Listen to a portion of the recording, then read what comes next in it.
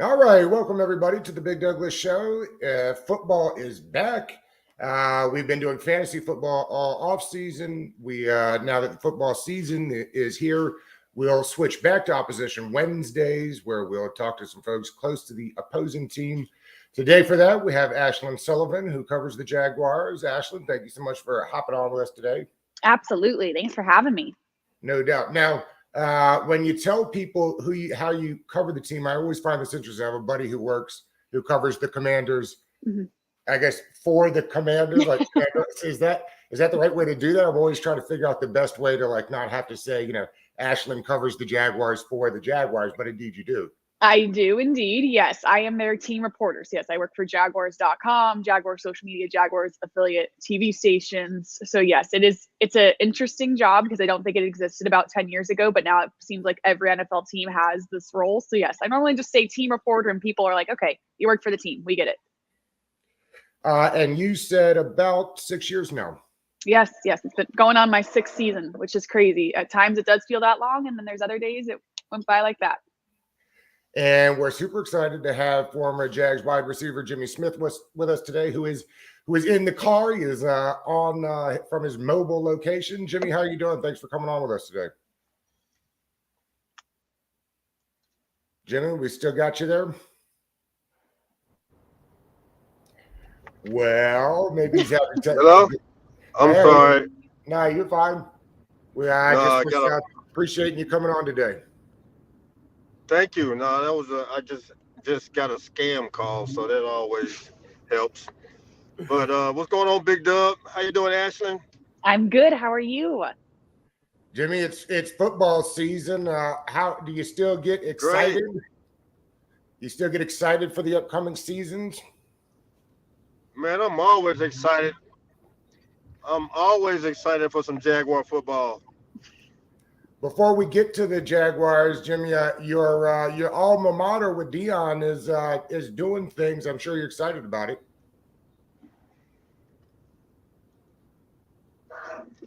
Yes. He's definitely changed the level of playing fields as far as HBCUs.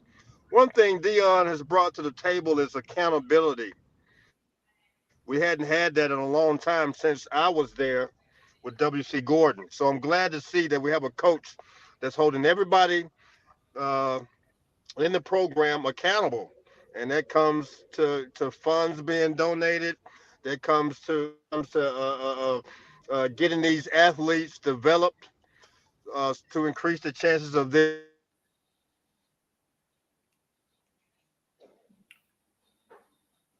Ashton, let's maybe we'll transfer over a little bit here back to the Jags while Jimmy's out. But maybe the biggest move of the offseason in all of the NFL was Doug Peterson. What's he brought to the program? What's the kind of the changes maybe you've noticed? I mean, last year was so crazy. Maybe some more stability. Yes. It when I say completely flip the switch, it is exactly that. And truthfully, I thought it would take a while. When Coach Peterson was hired, I thought there would be this healing process of everything that happened here last year. And I was really pleasantly surprised how quick it flipped. And that's kind of a credit to Coach Peterson.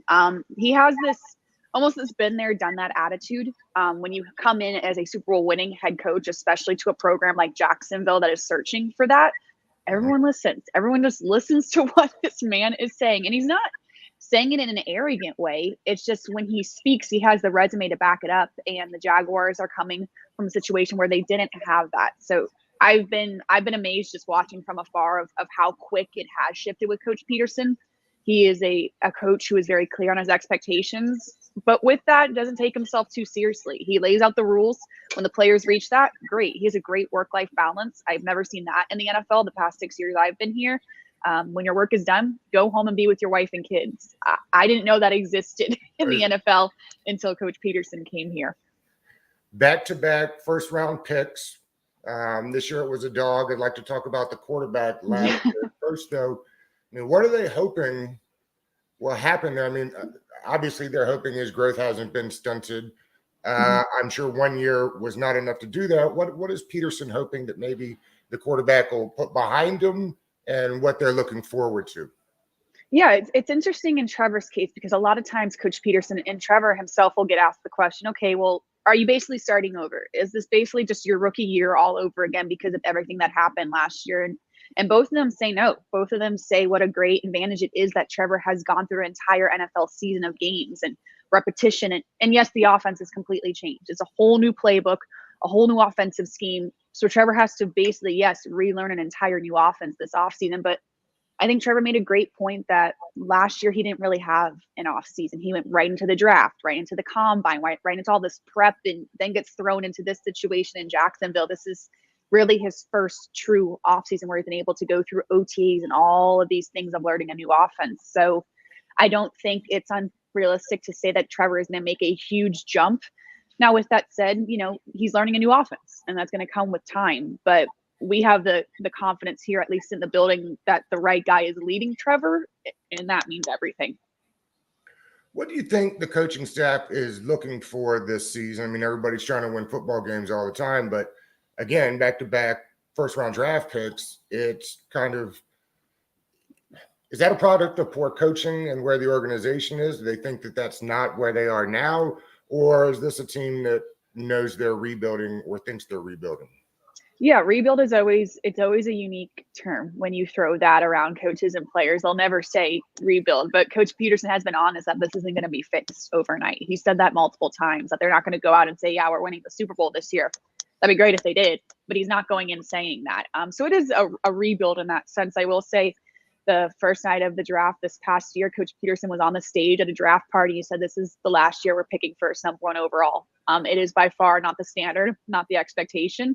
Great. The Jaguars got 2 franchise caliber defining players out of those drafts, but the expectation is they will never be picking number one ever again.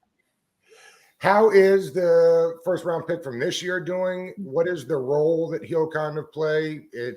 He's more, I guess, a Sam linebacker in the league rather than a DN. What are the expectations for him in year one? Yeah, Trayvon has, when he walked into this building that first day of the draft, you saw why the Jaguars drafted him. He is a massive human, and that was just in normal street people clothes. And then I saw him in pads, and I was like, my gosh, this is one of the biggest humans I've ever seen in my entire life. So he really is just taking up space. But for Trayvon, all the talk leading up to the draft was he didn't have a number one position. He didn't have that one job at Georgia. Credit to him. He's a guy who's so versatile that he could play a ton of positions at Georgia. He's going to be opposite Josh Allen, rushing the passer. And Trayvon said he's been so grateful to have that one job and focus on it every single day, and now work with Josh Allen and outside linebackers coach Bill Shuey to get really good at it. Jimmy, I think we got you back now.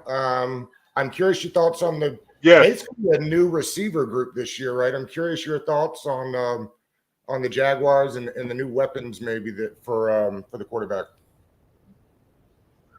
I'm sorry, I didn't hear that. Could you repeat? I said the wide receiver room this year for the Jaguars, what do you think about it with the addition of Christian Kirk? I think there's a lot of talent in this receiver room.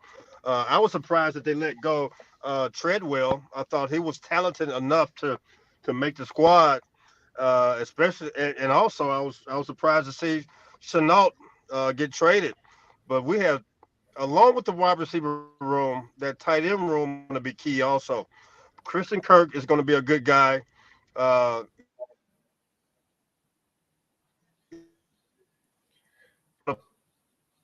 Ashlyn, were you surprised? Zay Jones that year.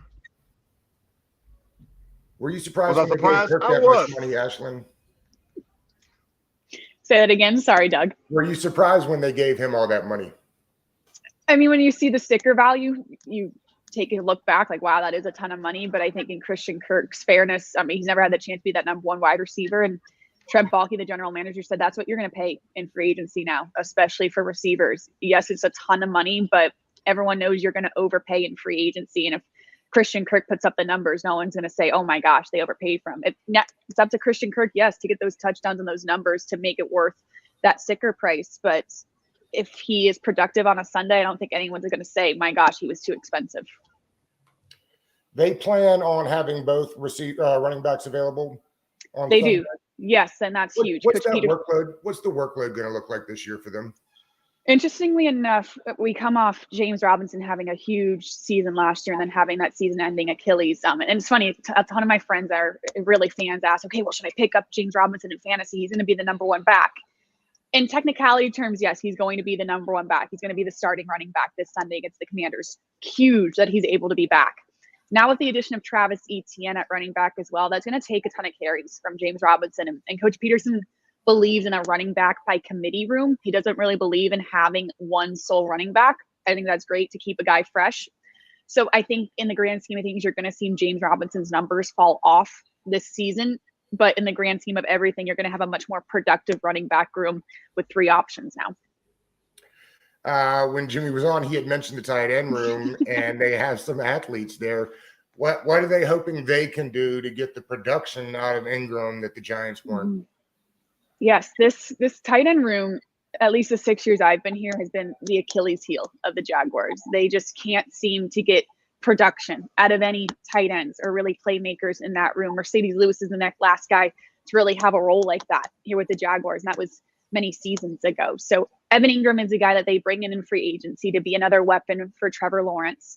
And Dan Arnold as well. And they have some blocking tight ends. They need to contribute for sure. I mean, the moral of the story last year was Trevor just didn't have enough options. He didn't have enough weapons to help him out. A rookie quarterback kind of putting load on himself and trying to do this. So the tight ends are huge in trying to help alleviate that pressure from Trevor. You've got Sheriff in the building. We Yes. know what it's like. What has it been like to have him so far? He actually just got voted a captain yesterday, so I know that was awesome for him and a big honor for him as well. We've tried to, pick point. Okay, you're going home. You're playing the Commanders. This has to be a big moment, and he's really downplayed it. Honestly, he's like, "Yep, just another game. Yep, I know him. I'm going home. Okay, moving on." And I think you guys know that as well. That he's a very even-keeled personality guy, and I think the offensive line needs that. This is a veteran presence. The offensive line as a whole is fairly young. Trevor's young. They have now a starting center who's a rookie. So no secret, Sheriff was brought into here to be that solid force, that veteran presence. And this is, we always say Christian Kirk is the splash free agency signing, which he is. I think Sheriff is a very close second to that. Easily one of the best guards in the league when healthy. And that's not just because we like him. We know him well enough to know that. Cam Robinson on the left side, who ended up playing right tackle? So it was just announced today that Jawan Taylor is going to be the starting right tackle, who was the starting right tackle last year. There was competition throughout all of training camp, all of preseason, that possibly someone else would be taking that spot. But Jawan Taylor got the nod that he's the starting right tackle. So now you have Cam Robinson, Jawan Taylor, then these guards in the middle. What do you think? I know they probably didn't show too much in the preseason. What do you think the plan is on offense? I mean, are you a run-first team? Do we want to be explosive down the field on offense? I mean, everybody wants to be explosive down the field on offense, right? That doesn't mean everybody has the weapons or the scheme to do it. What is the plan on offense, you think, this year? Yeah, we actually today Trevor was asked to kind of identify the identity of the offense because we truthfully haven't gotten a definition of what this offense can look like. And Trevor said their morals as an offense is to run the ball first, but have that explosive downfield attack, which truthfully I think every offense is going to tell you that they want to do both, run and pass the ball. But it seems like Trevor is shifting in the direction that we want to have a really strong running game, and that passing game can complement that. And I think when you look at the roster, it shows that. It shows that you have these two really powerful backs, Travis Etienne and James Robinson. And what's yet to be seen is what these receivers can do. We saw very little in the preseason. We had Christian Kirk in the locker room telling us that, yeah, you guys have seen nothing. Like, don't worry about the preseason. So that's a big question right now is do they have that explosive passing attack? You hope so with the money you paid in free agency, but that's yet to be seen. Let's move over to the defense. We talked a little bit about it. What position group do you think they plan on, hanging their hat on this year? Do they have one that they think is better than the rest? Oh yeah, this defensive line it's totally revamped. I go back to 2017 when it was deemed Saxonville, and that was what this Jaguars team was known for, was the defensive line and rushing the passer and getting these sacks. Now with Trayvon Walker and Josh Allen, these outside linebackers, and just the bigger bodies you see on the defensive line, they've been unstoppable in training camp and preseason. And I credit this offense for putting up with them every single day because they are a loud, intense bunch, and it's been a great test for this offense. They are dramatically improved. And that's, I know you shouldn't say that when you haven't seen a regular season game, but even just the size of them is night and day from what the Jaguars defensive line looked like last season. They brought in the free agent from Atlanta to play linebacker. Yes, Foye Wk1. I know they're killing me with these names.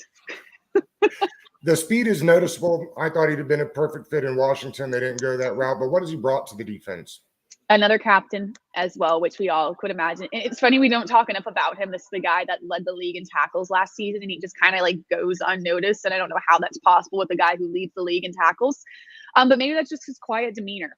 This is going to be a guy that's going to be starting inside linebacker for you, and it's either going to be Chad Muma or Devin Lloyd as the other inside linebacker. So now to have Foye Oluokun right next to one of these rookies leading the way is huge. And just a run stuffer, a guy that is just a film. He's in here, first one in, last one out, just always studying film, very, very smart, technical about his game. And now being a captain as well, he kind of said that was the next thing he wanted to check off his list in his football career. So yeah, no secret, there's a huge leadership presence with Foye Oluokun.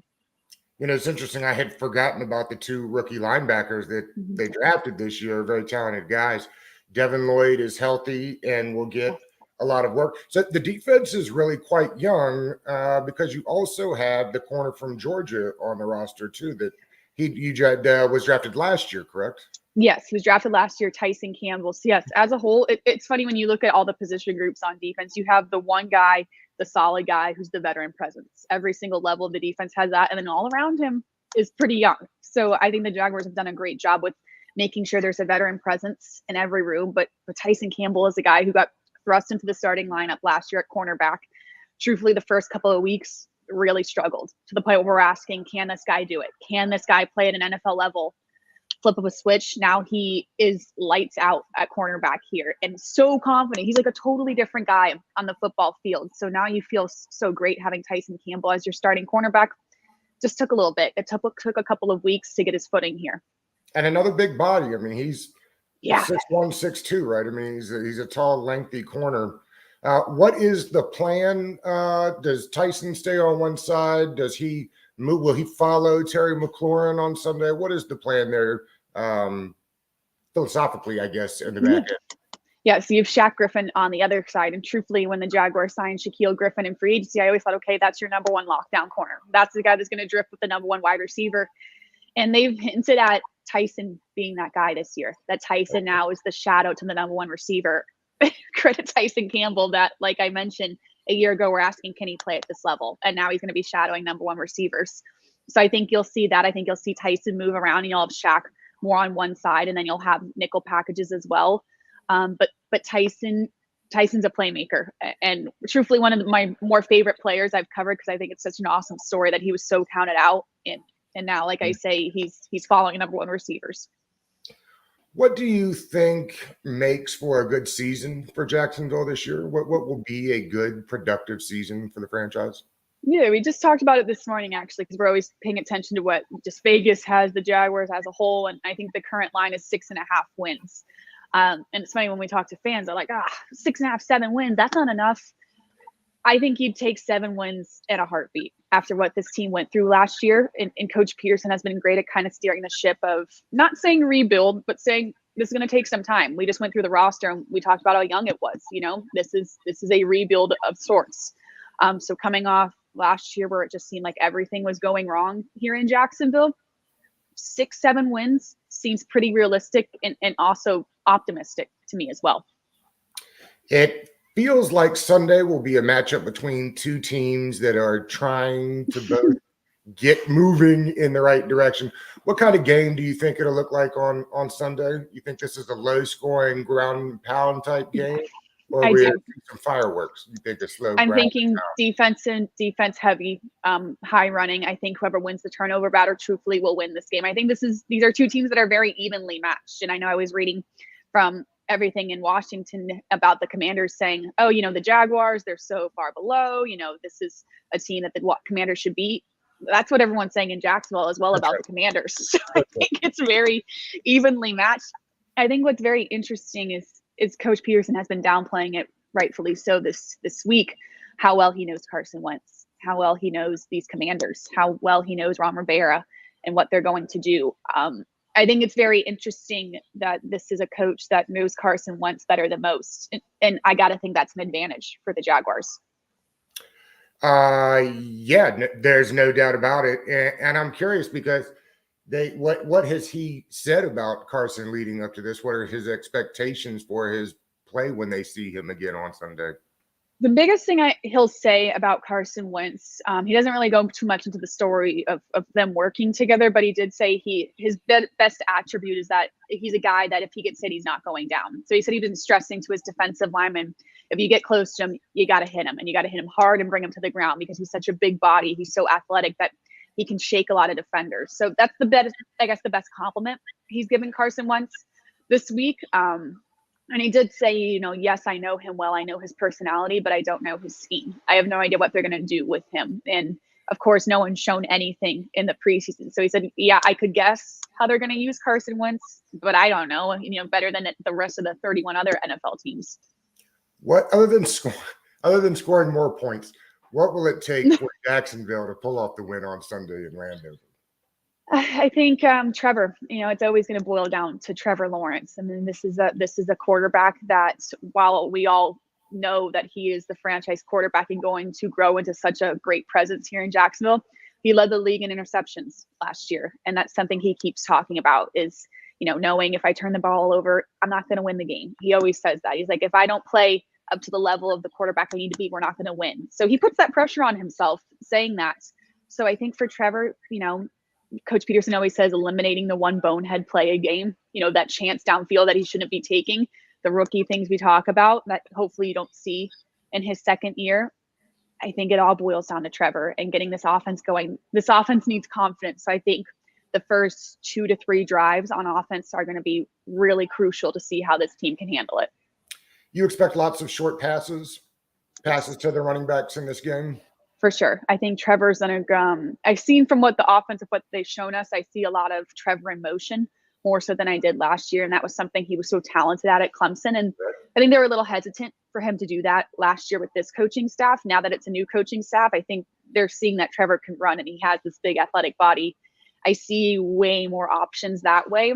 And then you have that one explosive downfield play to the Kirk, to the Zay Jones, to the Evan Ingrams. So just way more options than you had last year.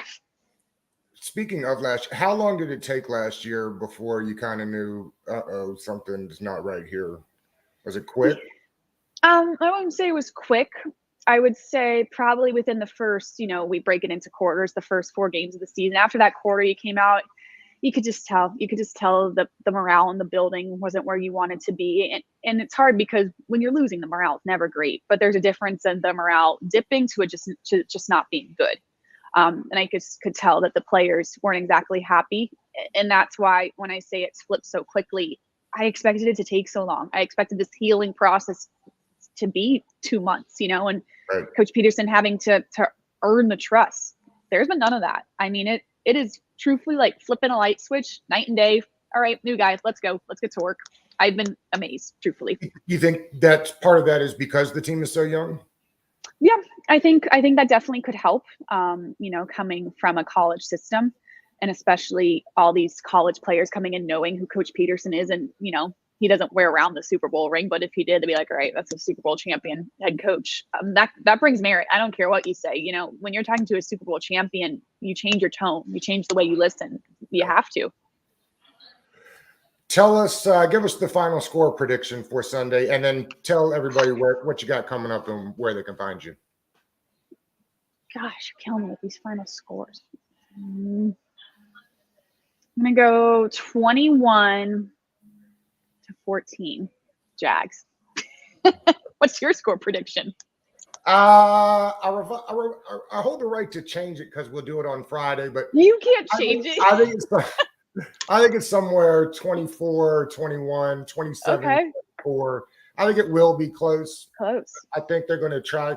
I think the Commanders want to be able to put up points and will try to put up points more. I think people think that they want to ground and pound, and I'm not sure that's actually what they want to do. I mean, I think they're trying to race to 35 like the rest of the NFL.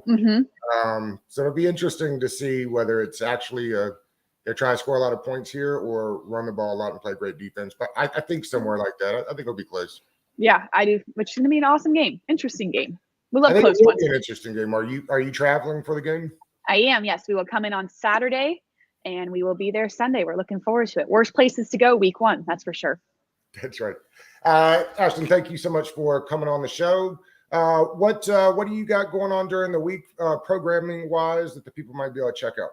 Yeah, you can always watch us on Jaguars.com. We have a daily morning show, Jaguars Drive Time, on Jaguar social media and our website. That's our big lift of the week for sure. But just stay with us on Jaguars.com, and we do the same thing.